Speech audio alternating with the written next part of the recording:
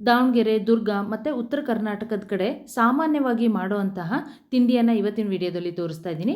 ಇದಕ್ಕೆ ನಾವು ಮಂಡಕ್ಕಿ ತಿಂಡಿ ಅಂತ ಹೇಳ್ತೀವಿ, ಮಂಡಕ್ಕಿ ಒಗ್ಗರಣೆ ಅಂತ ಹೇಳ್ತಾರೆ, ಸೂಸ್ಲಾ ಅಂತ ಹೇಳ್ತಾರೆ ಮತ್ತು ಉಸ್ಲಿ ಅಂತಲೂ ಕೂಡ ಹೇಳ್ತಾರೆ. ಮೊದಲಿಗೆ ಇದಕ್ಕೆ ಗೊಜ್ಜನ್ನು ರೆಡಿ ಮಾಡ್ಕೊಳ್ಳೋಣ. ಒಗ್ಗರಣೆ ಅಂತಲೂ ಕೂಡ ಹೇಳ್ಬೋದು. ಇದಕ್ಕೆ ಸ್ವಲ್ಪ ಎಣ್ಣೆ ಜಾಸ್ತಿನೇ ಬೇಕಾಗುತ್ತೆ. 3 ಟೇಬಲ್ ಸ್ಪೂನಷ್ಟು ಎಣ್ಣೆಯನ್ನು ಹಾಕ್ಕೊಂಡಿದ್ದೀನಿ.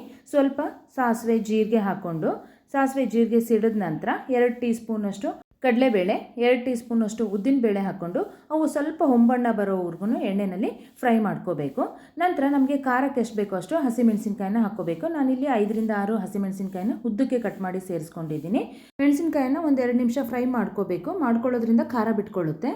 ಒಂದು ಕಡ್ಡಿ ಕರಿಬೇವನ್ನು ಹಾಕ್ಕೊಂಡು ದೊಡ್ಡದು 3 ಈರುಳ್ಳಿಯನ್ನು ಕೂಡ ಚಿಕ್ಕದಾಗಿ ಕಟ್ ಮಾಡಿ ಸೇರಿಸ್ಕೊಂಡಿದ್ದೀನಿ.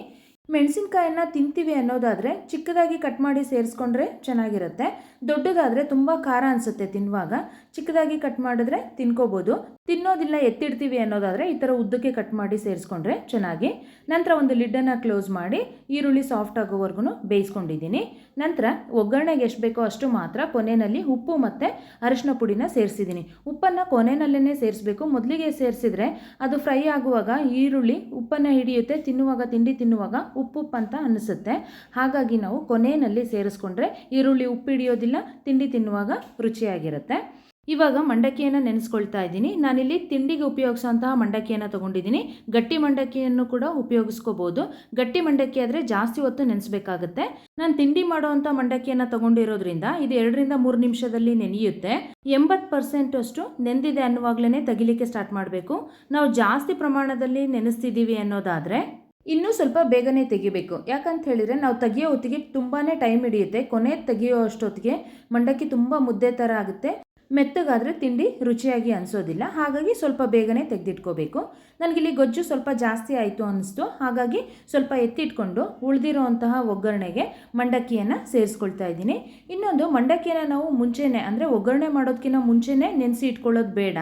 ಮುಂಚೆನೇ ನೆನೆಸಿ ಇಟ್ಕೊಂಡ್ವಿ ಅಂತ ಹೇಳಿದರೆ ಅದರಲ್ಲಿರೋವಂಥ ನೀರಿನ ಅಂಶ ಎಲ್ಲ ಮಂಡಕ್ಕಿ ಹೀರ್ಕೊಂಡು ಮುದ್ದೆ ಥರ ಅಂದರೆ ಒಣ ಥರ ಅನಿಸುತ್ತೆ. ಕೈಯಾಡುವಾಗ ಅಂದರೆ ಗೊಜ್ಜನ್ನು ಕಲಿಸುವಾಗ ಸ್ವಲ್ಪ ಕಷ್ಟ ಆಗುತ್ತೆ. ಆಮೇಲೆ ಡ್ರೈ ಅನಿಸುತ್ತೆ ತಿಂಡಿ ಕೂಡ. ಹಾಗಾಗಿ ನಾವು ಒಗ್ಗರಣೆ ರೆಡಿ ಮಾಡುವಾಗಲೇ ನೆನೆಸ್ಕೋಬೇಕು, ಅಥವಾ ಒಗ್ಗರಣೆ ಮಾಡಿದ ನಂತರನೇ ನಾವು ಮಂಡಕ್ಕಿಯನ್ನು ನೆನೆಸ್ಕೊಂಡ್ರೆ ಕಲಿಸ್ಲಿಕ್ಕೂ ಚೆನ್ನಾಗಿ ಅನಿಸುತ್ತೆ, ತಿನ್ನಲಿಕ್ಕೂ ಕೂಡ ರುಚಿಯಾಗಿರುತ್ತೆ. ಮಂಡಕ್ಕಿಯನ್ನು ಹಾಕ್ಕೊಂಡ ನಂತರ ಅದಕ್ಕೆ ಸ್ವಲ್ಪ ಹಸಿ ಕಾಯನ್ನು ಹಾಕ್ಕೊಂಡು ಕೊತ್ತಂಬರಿ ಸೊಪ್ಪು, ನಿಂಬೆಹಣ್ಣು ಮತ್ತು ಇನ್ನೂ ಸ್ವಲ್ಪ ಉಪ್ಪು ಬೇಕಿದ್ದರೆ ಸೇರಿಸ್ಕೊಂಡು ಚೆನ್ನಾಗೊಮ್ಮೆ ಕಲಿಸ್ಕೊಂಡ್ರೆ ಆಯಿತು.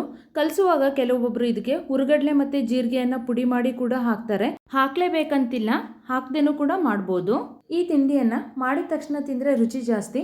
ಇಟ್ಟು ತಿಂತೀವಿ ಅನ್ನೋದಾದರೆ ಸ್ವಲ್ಪ ಸಪ್ಪೆ ಆಗ್ಬೋದು. ಕಲಿಸುವಾಗಲೇ ಸ್ವಲ್ಪ ಉಪ್ಪು, ಖಾರ, ಹುಳಿಯನ್ನು ಜಾಸ್ತಿ ಹಾಕ್ಕೊಂಡು ಕಲಿಸ್ಬೇಕಾಗತ್ತೆ.